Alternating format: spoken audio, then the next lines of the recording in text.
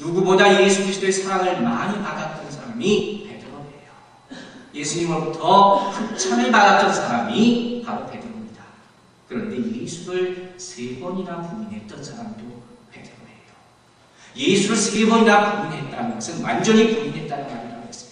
그리고 스스로 예수의 제자가 되는 것을 자격을 스스로 내미는 거랑 마찬가지예요. 예수를 그렇게 따르던 사람이 아닙니까? 수제자, 제자들과 가장 리더십이 뛰어난 사람이 베드로 아닙니까? 근데 그가 예수를 모른다고 했어요. 하찮은 여종 앞에 가서 예수를 모릅니다 했어요. 그건 더 이상한 예수의 제자가 아니라 그 권리고 능력이 모두 다 포기하겠다는 거예요. 그런데 베드로가 지금 이렇게 나와서 또 말을 시작합니다. 이게 용납이 됩니다. 어떤 사람은 이 베드로가 이제 성령 받아서 그럴 수 있는 것 아니냐 이렇게 얘기할 수도 있어요. 그러나 미안한 말씀이지만 아직 베드로 성령 받지 못했어요. 오순절을 아직 오지 않았다는 거예요. 예수님의 제자들, 동료 제자들이 얼마나 까탈스러워서 아닙니까? 저거 왜 이렇게 나서 다 분명히 그랬어요. 지가 뭘 잘했다고 그러는 거예요. 왜? 베드로가 예수를 3번이나 부인했을 때 그 제자들이 얼마나 손가락질 했겠습니까? 그 마음도 다 있을 것이라고. 그런데 여기서 우리는 중요한 사건 하나를 기억해야 됩니다. 그게 무엇이냐? 우리 주님께서 부활하시고 나서 한 일들이에요. 주님께서 부활하시고 나서 많은 예수의 제자들 다시 만났습니다. 부활의 증인이 500여 명이나 된다 했습니다. 그런데 그 가운데 주님께서는 베드로를 만나러 다시 가십니다. 디베라 바닷가로 가셔서 고기 잡고 있는 베드로를 다시 부르십니다. 그리고 네가 나를 사랑하느냐 이렇게 3번 다시 묻고 베드로가 내 주님을 사랑합니다. 이렇게 고백을 하자 다시 내 양을 먹이라 이렇게 맡기시는 거예요. 목양의 사명을 다시 부여하시는 겁니다. 이 의미는 이제까지 베드로의 명성이 땅 밑으로 추락되어 있었던 것을 다시 주님께서 이제 다시 내 제자가 되었다 명하시고 그 이상은 다시 회복시켜 주시는 거예요. 그러므로 말미암아 베드로는 아직 성령 받기 전이지만 담대하게 일어나서 얘기할 수 있었던 것이에요. 여러분 어떻게 생각하시는지 모르지만 저는 사실 초창기 성경을 보면서 이 사건을 보면서 베드로를 세운 것 자체에 대해서 참 불만이 많았어요. 그런데 오늘 구절을 깊이 묵상하면서 많이 회개를 했습니다.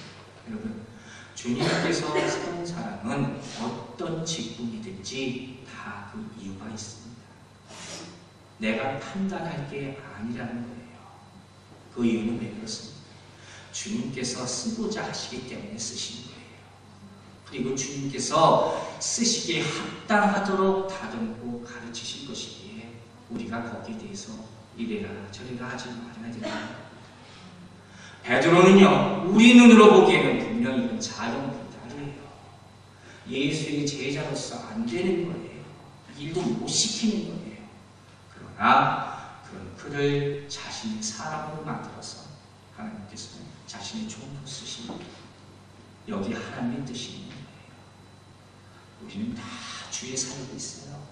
목사만 일하는 게 아닙니다. 여러분들이 교회 직분 맡아서 다 일합니다. 직분이 이름이 타이틀이 중요한 게 아니에요. 그러나 누가 무슨 일을 맡아서 할 때 그 사람을 함부로 평가하지 마시기 바랍니다. 나중에 주님께서 하실 일이에요. 그렇다고 아무 기준 없이 하자는 것도 아니에요. 그러나 주님께서 때가 되고 이유가 있으셔서 주께서 쓰고자 세우셨을 때 여러분 모두 순종하는 마음 가지시기를 주님의 이름으로 기원합니다. 여러분 구약에 좋은 예가 있어요. 구약을 보면요, 그 유명한 선지자들이 있습니다. 이사야, 예레미야, 에스겔, 다니엘, 능력의 종들이에요. 우리 같은 사람들은 감히 범접할 수도 없는 엄청난 능력을 가지고 있는 선지자들이 있거든요. 그러니까 그들의 능력은 뭐 보통 사람 이상인 거예요. 그 사람들이 있으면 할 말이 없다는 거예요. 그런데 소선지서를 쓴 선지자들 있죠.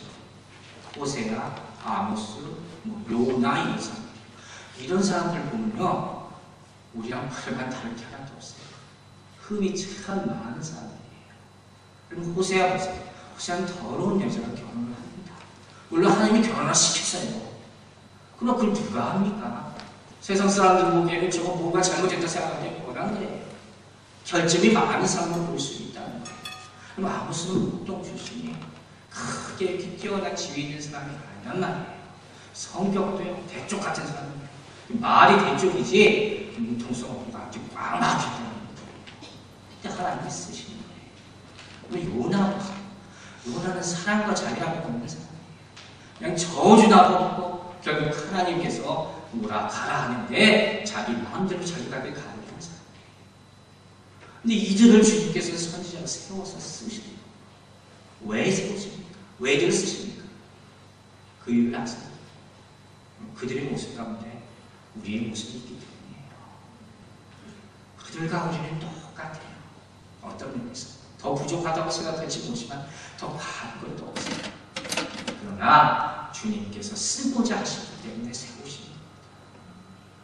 여러분도 하나님이 부르실 때 어떤 직책으로나 부르실 때 너무 겸손할 필요도 없어요. 너무 교만할 필요도 없어요.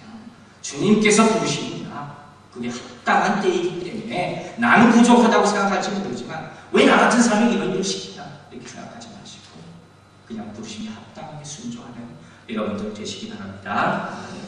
자, 이제 베드로는 그들이 세운 사도를 뽑아야 할 이유를 말하기 시작합니다.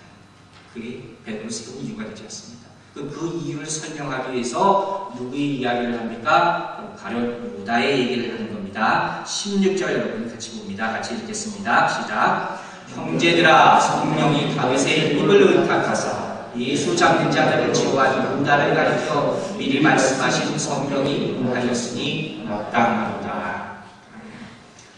여러분, 오늘 본문은 참 우리에게 중요한 교훈을 또 한 가지 줍니다. 베드로의 모습을 보면 이 가룟 유다의 문제를 해결하는데 인간적인 방법으로 풀려 하지 않았어요. 정치적인 논리를 사용해서 해결해 보려 하지도 않았어요. 가룟 유다의 심리 상태가 어땠을까? 이걸 문제 삼지도 않았어요. 그보다 그는 어떻게 이 문제를 해결해야 합니까? 성경 안에서 그 대답을 찾으라는 거예요. 사랑하는 여러분, 이것은 정말 우리에게 중요한 문제입니다. 여러분 가운데 혹시 교회 안의 문제에 대해서 힘든 경우가 있습니까? 서로 간에 오해가 생긴 적이 있습니까? 마음에 아픈 일이 있습니까? 형제 자매가 사랑하는 사람 사이에 불편한 관계가 생겼습니까? 그럼 먼저 성경에서 그 답을 찾으시기 바랍니다. 요한메시지, 여러분 잘 아는 요한메시지는 당신이 무슨 일을 하든 간에, 작건 크든 어떤 일을 하든 간에 그 일 한 가지 할 때마다 성경에서 그 합당한 구절을 찾아야 했어요. 찾지 못하면 하지 말라는 겁니다. 이것이 여러분과 저의 평생의 교훈이 되기를 바랍니다. 왜 우리는 그렇게 해야 됩니까? 그래야지 실수가 없기 때문이에요. 그래야지 하나님의 뜻대로 올바로 나아갈 수 있기 때문이에요. 그리고 베드로는 이것에 완전히 순종합니다.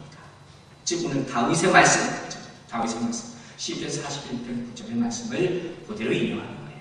거기서 예를 찾은 거예요. 가룟 유다의 케이스를 성경을 통해서 발견하게 된다. 자, 그렇다면 이 유다라는 사람이 도대체 어떤 사람이고 어떤 일이 벌어졌는가? 그 다음에 바로 나옵니다. 17절 말씀 같이 읽습니다. 시작. 이 사람이 원래 우리 수 가운데서 참여하여 이 직무의 한 부분을 맡았던 자라. 가룟 유다는 주님께서 직접 뽑은 제자입니다. 그리고 3년 동안 주님을 열심히 붙어서 쫓아다닌 사람이요, 주님의 가르침을 직접 듣고 훈련받았던 사람입니다. 그리고 특별히 회개의 직무를 감당했다, 이렇게 우리는 알고 있습니다. 그 말은 어떤 의미에서는 주님께 특별한